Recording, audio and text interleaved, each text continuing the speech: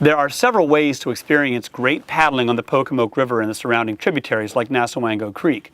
The sheltered, canopied parts of the river, like this piece here, are home to animals that like deep, dark forests. So one of the wonderful things about kayaking here in the Pocomoke is you can get out of Snow Hill, which is a wonderful town, but away from the noise of the road, or the prothonotary warbler, or the airplanes flying over. And even here, we're just a few minutes outside of town, and we've got prothonotary warblers singing, Carolina chickadees, there's a white-eyed vireo behind me singing. You can really immerse yourself in the sound of nature and just kind of get away from the sound of the city. It's really great. So a bird we see and hear on the Pocomoke in the spring and summer is the yellow-billed cuckoo. This is a large songbird that summers with us. It comes up here from wintering grounds in South America as far south as Argentina. And the cuckoo, warblers, and other tropical songbirds come up here for one reason, and that's caterpillars. Caterpillars are full of protein and a great food source for raising young birds in the spring to then return back to the tropics in the fall and the winter. When you're paddling, keep your eyes open on the sides of the river for beaver lodges on the Pocomoke. So that sound is a barred owl. This is really, to me, the king of the cypress swamp. This is the bird that's only found in wet forest. And one of the most magical experiences you'll have paddling in the Pocomoke in the more canopied, covered part of the river is to hear and see this magnificent bird calling from a cypress branch deep in the forest. So what drew our attention to the barred owl was the sound of other birds mobbing him. There are grackles and maybe some other birds in there.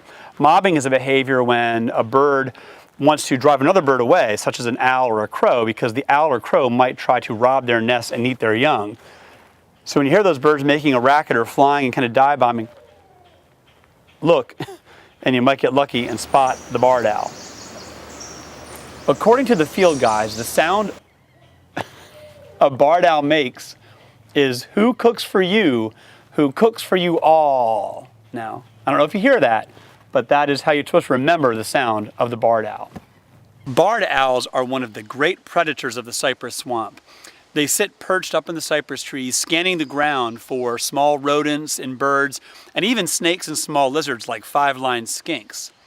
When they spot an animal or hear it with their really acute sense of hearing, they'll fly out of the trees and glide on very silent wings. The edge of the wing feather is serrated like a knife and allows wind to pass right through without making the whooshing sound that wings make in the air. When perched beside a tree trunk, the barred owl's feathers are quite camouflaged, which makes them very hard to spot unless they move. But you will often hear them in the swamp, as we are today, and sometimes two birds, a male and female, will cackle back and forth to each other with their haunting sounds. When you're paddling on the river and looking for barred owls, you may not see or hear the owl first. What you might notice are smaller birds like grackles and red-winged blackbirds mobbing or attacking the owl. Smaller birds will do this in an effort to drive off the predator because owls might eat their own nestlings. So look for that behavior first.